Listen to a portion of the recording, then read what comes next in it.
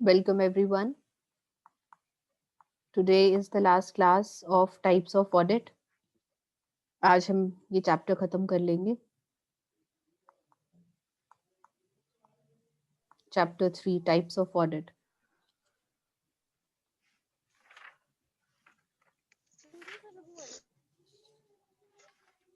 Audio जिसका on है of कर लीजिए प्लीज.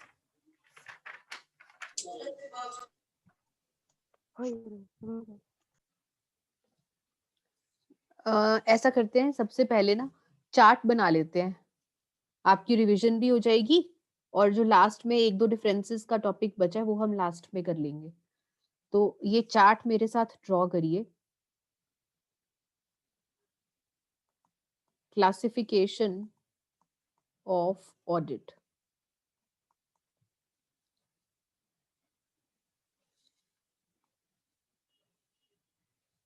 दो पार्ट्स हैं इसके. According to the organisation,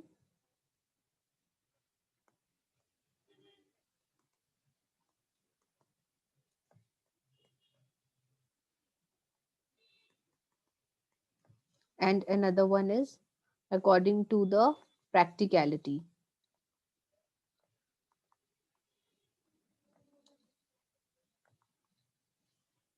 According to the organization में आपके 4 पार्ट्स हैं. Statutory audit,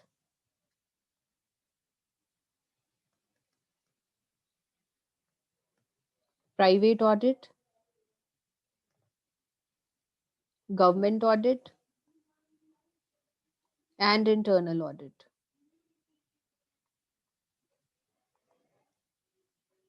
ऐसा करिए, यहाँ पर आप 3 ही रखिए. इंटरनल ऑडिट वाला पार्ट यहाँ पर रहने दीजिए बेटा, क्योंकि इंटरनल ऑडिट हमने टेक्निकलिटी जो प्रैक्टिकलिटी वाला पार्ट है वहां पर करेंगे. तो यहाँ पर रहने दीजिए इंटरनल ऑडिट. अगर आपने पुराना भी कोई चार्ट बनाया हुआ है वहां से इंटरनल ऑडिट डिलीट कर दीजिए, वो हम प्रैक्टिकलिटी वाले हेड के अंडर पढ़ेंगे. सो यहाँ पर अकॉर्डिंग टू द ऑर्गेनाइजेशन में 3 तरह के ऑडिट्स ही करेंगे हम. Statutory, private and government. Statutory audit में हमने फर्दर 3 पार्ट्स करे थे. कौन कौन से? Company audit, audit of trusts and other individuals.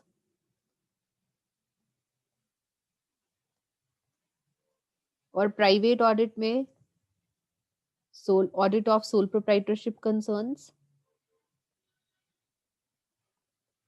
Audit of partnership firms,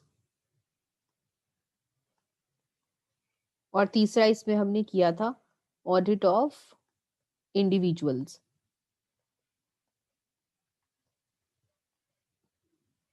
government audit के सब हेड्स कोई भी नहीं है. Government audit.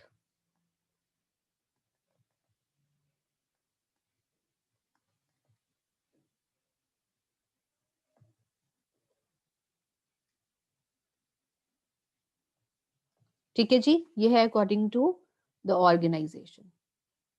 अब अकॉर्डिंग टू प्रैक्टिकलिटी में क्या क्या किया है हमने?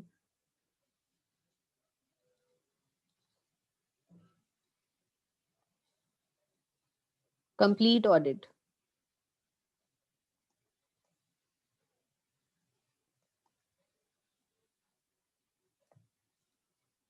Partial audit. कंप्लीट ऑडिट क्या है? जहां पे सारे के सारे बुक्स ऑफ अकाउंट्स चेक करे जाते हैं और पूरे साल के बुक्स ऑफ अकाउंट्स चेक करे जाते हैं. That is complete audit. Partial audit में कुछ मंथ्स ले लिए जाते हैं, जैसे जनवरी, फरवरी, मार्च ले लिया. कुछ मंथ्स का ऑडिट किया जाता है और सारे के सारे बुक्स का ऑडिट नहीं किया जाता. कोई सिलेक्टिव बुक्स को ऑडिट कर लिया जाता है, जैसे कैश बुक को ऑडिट कर लिया या सेल्स बुक को ऑडिट कर लिया. That is partial audit. एक हिस्से का ऑडिट किया जाता है जिसमें, that is partial audit. Complete audit में पूरा ऑडिट किया जाता है. पूरे साल का ऑडिट और पूरी बुक्स का ऑडिट जब हम करते हैं, that is known as complete audit. इसके बाद हमने कॉन्टिन्यूअस ऑडिट किया था. कॉन्टिन्यूअस ऑडिट बहुत इंपॉर्टेंट है, इसके ऊपर बहुत क्वेश्चंस बनते हैं अलग से. कॉन्टिन्यूअस ऑडिट कॉन्टिन्यूअस ऑडिट में जो आपका ऑडिटर है, जो बाहर से इंडिपेंडेंट पर्सन आता है आपकी बुक्स को ऑडिट करने के लिए, वो रेगुलर या इरेगुलर इंटरवल्स पे, नियमित या अनियमित अंतराल में आपकी ऑर्गेनाइजेशन में आता रहता है और आपकी बुक्स को बीच बीच में आकर ऑडिट करता रहता है। तो ये जो ऑडिट है वो पूरा साल चलता रहता है। 1 अप्रैल से स्टार्ट होके 31 मार्च को जाकर खत्म होता है और इसके साथ साथ ही आपके फाइनल अकाउंट्स तैयार हो जाते हैं, क्योंकि जो ऑडिट है वो साथ साथ चलता रहा। That is continuous audit. Continuous audit का जो उल्टा है, ऑपोजिट है, दैट इज पीरियोडिक ऑडिट। और पीरियोडिक ऑडिट में मैंने आपको क्या बताया था कि ये जो पीरियोडिक ऑडिट है ये साल खत्म होने पे स्टार्ट होता है। दैट इज 31 मार्च को जब फाइनल अकाउंट्स बन जाते हैं उसके बाद पीरियोडिक ऑडिट स्टार्ट होता है। यहाँ पर ऑडिटर एक ही बार आपकी ऑर्गेनाइजेशन में आता है और सारा काम एक ही बार करके अपनी ऑडिट रिपोर्ट जमा करवा देता है। This is periodic audit. उसके बाद हमने किया था इंटरिम ऑडिट। इंटरिम ऑडिट में जो ऑडिटर है, जो बाहर वाला पर्सन है, वो 3 महीने बाद या 6 महीने बाद आपके अकाउंट्स का ऑडिट करने के लिए आता है। और इंटरिम ऑडिट के अपने कुछ ऑब्जेक्टिव्स होते हैं जिस वजह से इंटरिम ऑडिट करवाया जाता है। कैश ऑडिट, कैश ट्रांजैक्शंस का ऑडिट, जो आपको रिसीट्स हुई या फिर आपकी जो पेमेंट्स हैं उन सब ट्रांजैक्शंस का audit is known as cash audit. उसके बाद आपने किया था कॉस्ट ऑडिट। कॉस्ट अकाउंट्स का जो कॉस्ट की बुक्स होती हैं, कॉस्ट अकाउंटिंग बुक्स होती हैं, उनको चेक करना is known as cost audit. और इसके बाद हमने मैनेजमेंट ऑडिट किया था। मैनेजमेंट फंक्शंस का ऑडिट, ऑर्गेनाइजिंग, प्लानिंग, कंट्रोलिंग, ये ठीक से हो रहा है या नहीं, that is management audit. Internal audit, जब आप ऑडिटर्स को अपनी कंपनी का एम्प्लॉय ही बना लेते हैं, अपना स्टाफ बना लेते हैं, उनको सैलरी देते हैं और वो हर रोज आपकी ऑर्गेनाइजेशन में आते हैं और आपकी ट्रांजैक्शंस का डे टू डे ऑडिट करते हैं, this is known as internal audit. And last is external audit. External audit क्या है? जिसमें बाहर वाला एक इंडिपेंडेंट पर्सन आपकी ऑर्गेनाइजेशन में आकर आपकी बुक्स को ऑडिट करता है, this is external audit. So this is according to practicality.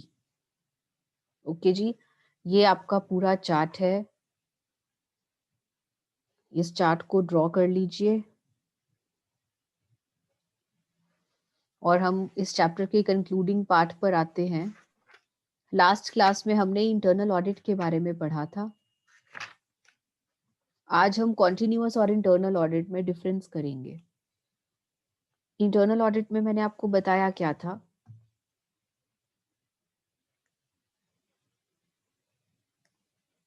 Internal audit में आई टोल्ड यू कि एक ऑडिटर्स की जो टीम है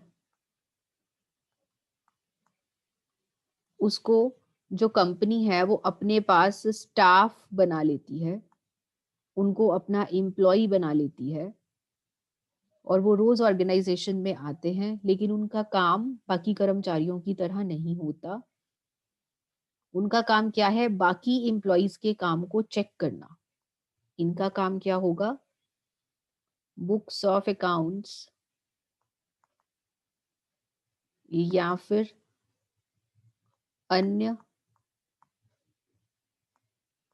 कर्मचारियों, एम्प्लॉयज लिख देती हूँ भाई,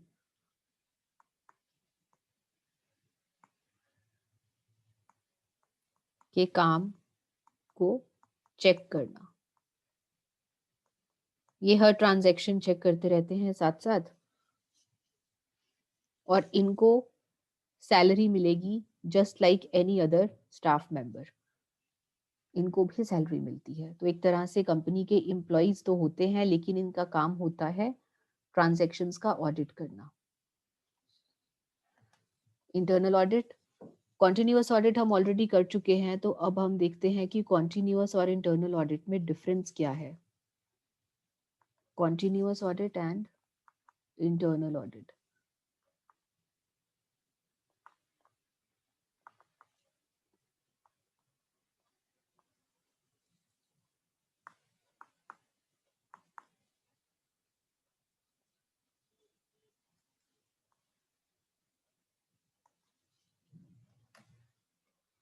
सबसे पहले अगर हम ऑडिटर की बात करें तो ये फर्क है दोनों में कि जो कॉन्टिन्यूअस ऑडिट है उसमें जो ऑडिटर है वो एक इंडिपेंडेंट एक्सटर्नल ऑडिटर होता है। इंडिपेंडेंट पर्सन आता है, एक एक्सटर्नल पर्सन, एक बाहरी व्यक्ति आता है और वो आकर आपके अकाउंट्स का ऑडिट करता है। ये व्यक्ति निष्पक्ष होता है और बाहर से आता है, इसका ऑर्गेनाइजेशन के साथ किसी भी तरह का कोई लेन देन नहीं होता, कोई रिलेशन नहीं होता, जो ऑडिटर कॉन्टिन्यूअस ऑडिट करता है। और अगर हम इंटरनल ऑडिट की बात करें तो अभी अभी मैंने आपको क्या बताया कि इंटरनल ऑडिट कौन है। इंटरनल ऑडिट एक तरह से ऑर्गेनाइजेशन का एम्प्लॉय होता है। यहाँ पर जो इंटरनल ऑडिटर है वो कंपनी का एम्प्लॉय होता है और कंपनी के एम्प्लॉय की तरह उसको सैलरी मिलती है। लेकिन कॉन्टिन्यूअस ऑडिट में जो ऑडिटर है वो कंपनी का एम्प्लॉय नहीं होता, एक बाहरी व्यक्ति होता है, कंपनी के साथ उसका किसी तरह का रिश्ता नहीं होता। Second, qualifications of auditor.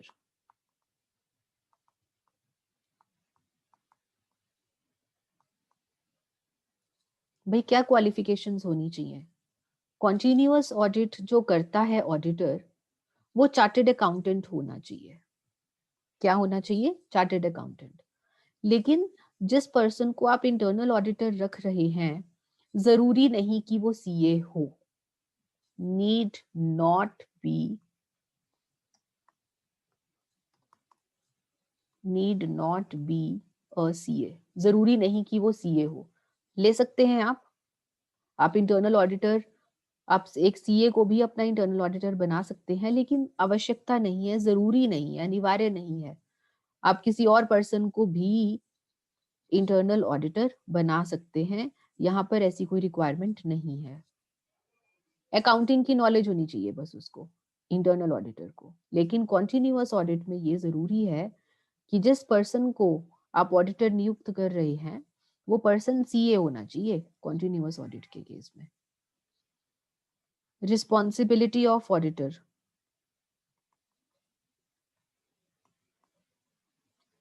क्या जिम्मेवारी है भाई? जिम्मेदारी क्या है? ऑडिटर की जिम्मेदारी क्या है कॉन्टिन्यूअस ऑडिट के केस में? कॉन्टिन्यूअस ऑडिट के केस में जो ऑडिटर है वो आंसरेबल है। What do you mean by answerable? जवाबदेही किसके लिए है?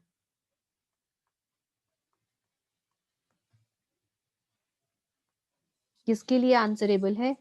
Answerable to the shareholders. तो यहाँ पर जो कॉन्टिन्यूअस ऑडिट में ऑडिटर जो है वो आंसरेबल शेयर होल्डर्स को होता है, जबकि इंटरनल ऑडिट के केस में जो ऑडिटर है he is answerable to the management. Management कौन है? Board of directors. Board of directors को आंसरेबल होता है। Freedom of action. Freedom of action का मतलब क्या है? कार्य करने की आजादी।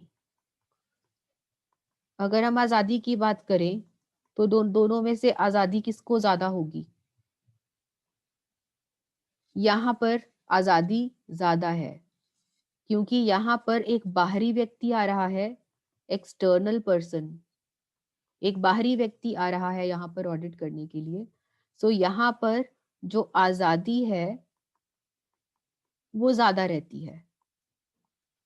लेकिन यहाँ पर जो ऑडिटर है क्योंकि वो कंपनी का ही एम्प्लॉय है, कर्मचारी है वो कंपनी का, इसलिए यहाँ पर आजादी कम रहती है क्योंकि इसको मैनेजमेंट के हिसाब से काम करना पड़ता है। तो कहीं ना कहीं यहाँ पर रोक टोक उसको सहने को मिलती है।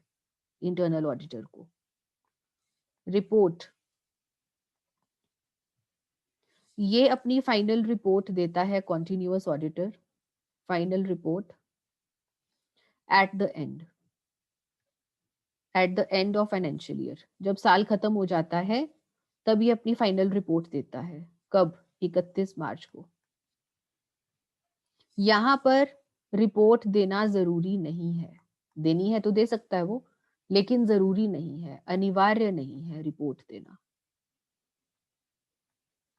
रिपोर्ट देना अनिवार्य नहीं है यहाँ पर इंटरनल ऑडिट के केस में। हालांकि इंटरनल ऑडिटर भी अपनी रिपोर्ट बना के सबमिट कराता है मैनेजमेंट को, लेकिन उसके लिए रिपोर्ट बनाना अनिवार्य नहीं होता। अगर उसको कोई कमी कहीं पर दिख रही है तो वो अपनी रिपोर्ट में मैनेजमेंट को बता सकता है कि भाई आपकी ऑर्गेनाइजेशन में ये कमी हमें दिख रही है। तो ये डिफरेंस होता है बेटा कॉन्टिन्यूअस और इंटरनल ऑडिट में। यहाँ पर भी कॉन्टिन्यूअस ऑडिट में भी जो ऑडिट है वो चलता रहता है, लेकिन यहाँ पर फर्क ये है कि वो जो बाहरी व्यक्ति है वो ऑडिट करता है, लेकिन यहाँ पर तो आप ऑडिटर को अपनी कंपनी में बिठा ही लेते हैं, एम्प्लॉय का दर्जा दे देते हैं। यहाँ पर जरूरी है कि सीए हो, यहाँ पर जरूरी नहीं कि सीए हो। कॉन्टिन्यूअस ऑडिट में शेयर होल्डर्स को जवाब देना होता है, यहाँ पर मैनेजमेंट को देना होता है। कॉन्टिन्यूअस ऑडिट में क्योंकि बाहरी व्यक्ति आ रहा है बीच बीच में ऑडिट करने, तो यहाँ पर कार्य करने की आजादी है, यहाँ पर आजादी नहीं है ऑडिटर को इतनी, क्योंकि वो ऑर्गेनाइजेशन का एक कर्मचारी है, तो उसको कहीं ना कहीं मैनेजमेंट की बात सुननी पड़ती है, उसको इंटरफियरेंस का सामना करना पड़ता है।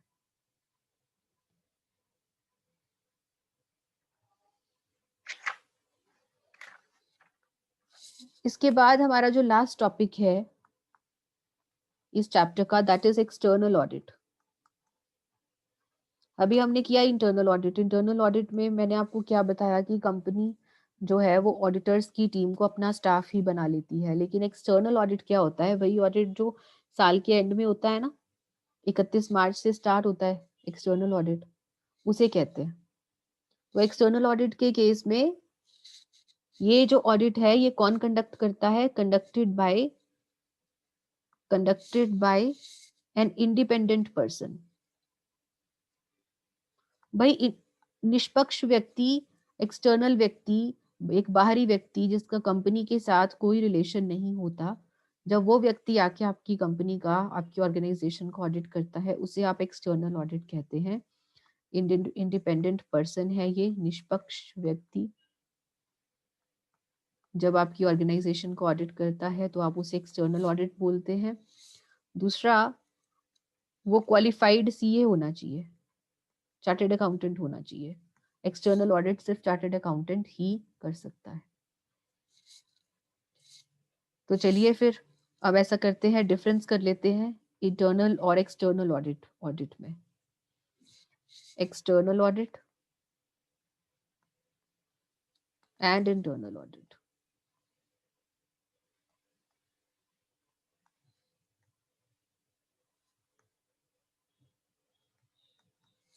First point is qualification of auditor.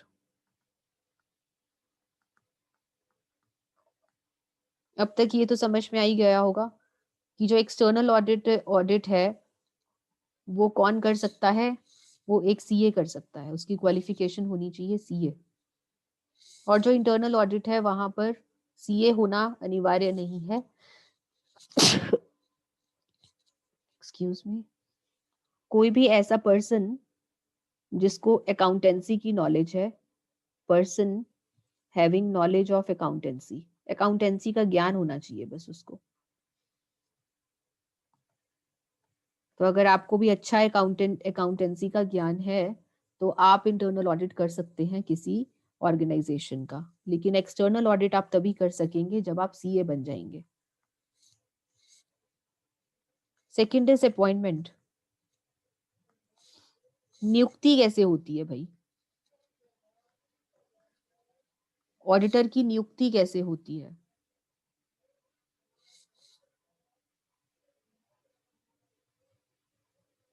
Appointed every year, हर साल अपॉइंट होता है।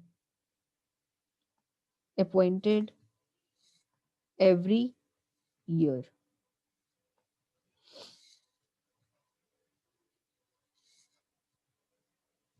यहाँ पर appointed by the management as an employee, appointed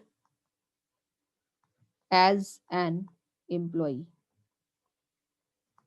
क्योंकि ये एम्प्लॉय है तो ये कहीं और काम नहीं कर सकता,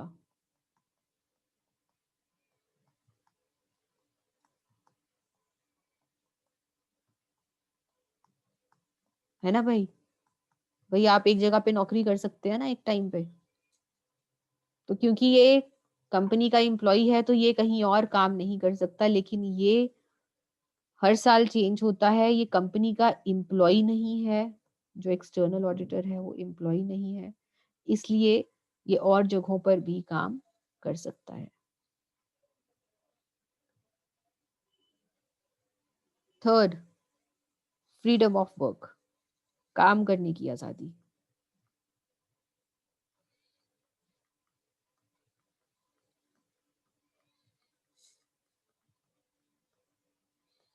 हाँ जी, आजादी कहाँ पर ज्यादा होगी? यहाँ पर आजादी ज्यादा, यहाँ पर आजादी कम। यहाँ पर आजादी ज्यादा क्यों? क्योंकि ये बाहरी व्यक्ति है तो इसको इतना इंटरफेरेंस झेलना नहीं पड़ता, लेकिन इंटरनल ऑडिटर क्योंकि कंपनी का एम्प्लॉय है तो यहाँ पर आजादी कम रहती है, मैनेजमेंट बीच में दखल अंदाजी करती ही रहती है। पोजीशन,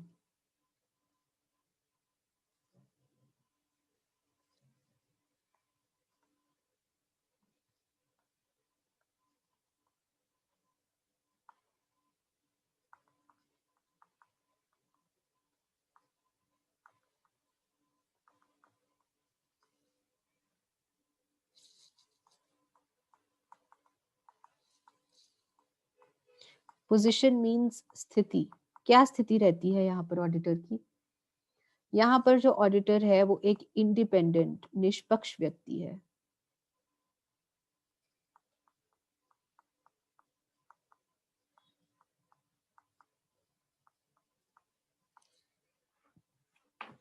और यहाँ पर वो इंडिपेंडेंट नहीं है, works as per instructions of the management.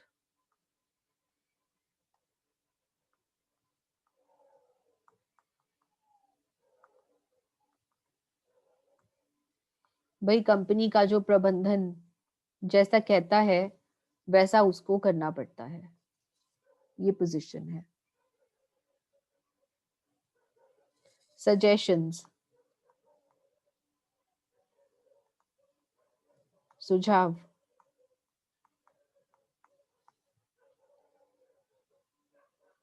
यहाँ पर ऑडिटर का काम नहीं है सुझाव देना, यहाँ पर ऑडिटर का काम है सुझाव देना। इंटरनल ऑडिटर को अपॉइंट किया ही इसलिए गया है ताकि वो अकाउंटिंग सिस्टम की गलतियां ढूंढ कर सुझाव दे सके कि किस तरह से उसको इम्प्रूव किया जाना है। इंटरनल ऑडिटर को अपॉइंट किया ही इसलिए जाता है, लेकिन एक्सटर्नल ऑडिटर के केस में सुझाव देना इसका काम नहीं है। एक्सटर्नल ऑडिटर का काम है बुक्स ऑफ अकाउंट्स को चेक करके ये बताना कि जो बुक्स ऑफ अकाउंट्स हैं वो true and fair view present कर रही हैं या नहीं। अब अगर हम इसमें बात करें कि इम्पोर्टेंट क्या है, इम्पोर्टेंट क्वेश्चंस क्या हैं टाइप्स ऑफ ऑडिट में, भाई कॉन्टिन्यूअस ऑडिट के ऊपर ना बार बार क्वेश्चंस पूछे जाते हैं।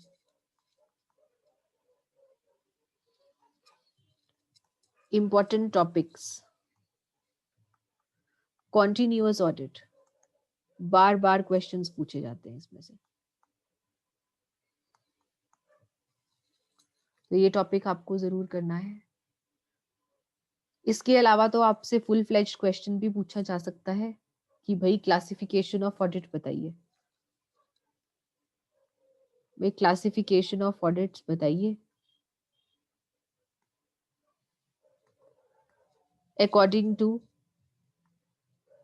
ऑर्गेनाइजेशन, ये पूछा जाएगा। अगर तो आप government audit, statutory audit and audit of and private audit बता देंगे क्लासिफिकेशन। अकॉर्डिंग टू ऑर्गेनाइजेशन पूछा गया तो। और अगर आपसे इस तरह से पूछा जाए कि क्लासिफिकेशन ऑफ ऑडिट करिए अकॉर्डिंग टू प्रैक्टिकलिटी, तो आप अनदर टॉपिक एक्सप्लेन कर देंगे। इसके अलावा जो इम्पोर्टेंट है that is internal audit. Internal audit में से भी आपसे सेपरेट क्वेश्चंस पूछे जा सकते हैं। कॉन्टिन्यूअस ऑडिट, इंटरनल ऑडिट और ये according to the type of organisation, ये बहुत इंपॉर्टेंट है बेटा। बाकी आपसे डिफरेंसेस पूछे जा सकते हैं 5 मार्क्स में, वो आपको करने हैं। So with this chapter is over, types of audit. अब ध्यान से सुनिए बच्चे, नेक्स्ट हमें अब क्या करना है। कल जो हमारा लेक्चर होगा ना, उसमें हमारा मेन जो इशू रहेगा दैट विल बी रिवीजन।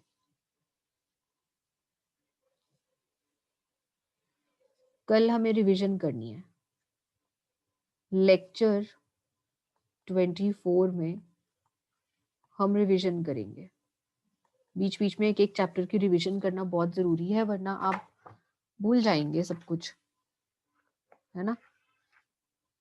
तो कल हम इंट्रोडक्शन वाला टॉपिक करेंगे revise. Introduction to auditing, chapter 1, ये रिवाइज करेंगे। मैंने आपको नोट्स तो बनवा ही रखे हैं, आपकी नोटबुक्स में भी आपको बोला हुआ है कि ये नोट्स बनाते रहें। तो आपने ये टॉपिक नोटबुक में से रिवाइज करना है, इंट्रोडक्शन टू ऑडिटिंग, ये आपने नोटबुक में से रिवाइज करना है अपनी, फर्स्ट ऑफ ऑल। उसके बाद कल आप अपनी रिवीजन करके आएंगे। मैं यहाँ पर नहीं करवाऊंगी आपको रिवीजन, आप अपनी रिवीजन करके आएंगे। और शाम को थोड़े 10-15-20 मिनट, आधा घंटा लगाकर आपने इस चैप्टर को अच्छे से रिवाइज करना है। जिनके पास बुक्स हैं वो बुक्स में से भी पढ़ लीजिए, जिनके पास अभी बुक्स नहीं है वो सिर्फ मेरे नोट्स में से पढ़ लीजिए, नो प्रॉब्लम। कल क्लास में स्टार्टिंग में मैं आपको 10 मिनट लगा के इस चैप्टर का फटाफट से रिवीजन में खुद करवा दूंगी। उसके बाद मैं आपसे ओरल टेस्ट लूंगी। ओरल टेस्ट होगा बेटा। अब आप अगर ये सोचकर लेक्चर ना अटेंड करें कि भाई टेस्ट है तो क्यों लेक्चर अटेंड करना, और आप गायब हो जाते हैं, तो मैं आपको बता दूं कि भाई इन ओरल टेस्ट्स के ऊपर बेस्ड ही मैं आपके मार्क्स लगाऊंगी। जो असेसमेंट लगेगी वो इस ओरल टेस्ट के बेस पर ही लगेगी, सिर्फ इस ओरल टेस्ट के ऊपर बेस्ड नहीं लगेगी। आने वाले चैप्टर्स की मैं और भी जैसे जैसे रिवीजन करवाती रहूंगी, उनका साथ साथ मैं ओरल टेस्ट लूंगी, उसके ऊपर डिस्कशन होगी और उसके बेस पे मैं आपकी असेसमेंट लगाऊंगी। तो जितने भी ओरल टेस्ट्स हैं उसमें आंसर करना मैंडेटरी है आप सबको। रिवाइज करिए, रिवीजन से मत डरिए और टेस्ट से भी मत डरिए, क्योंकि यहीं से आपका बेस बनेगा। ठीक है जी। आज के सेशन में कोई डाउट है या रिवीजन को लेकर और ओरल टेस्ट को लेकर कोई डाउट है तो पूछिए।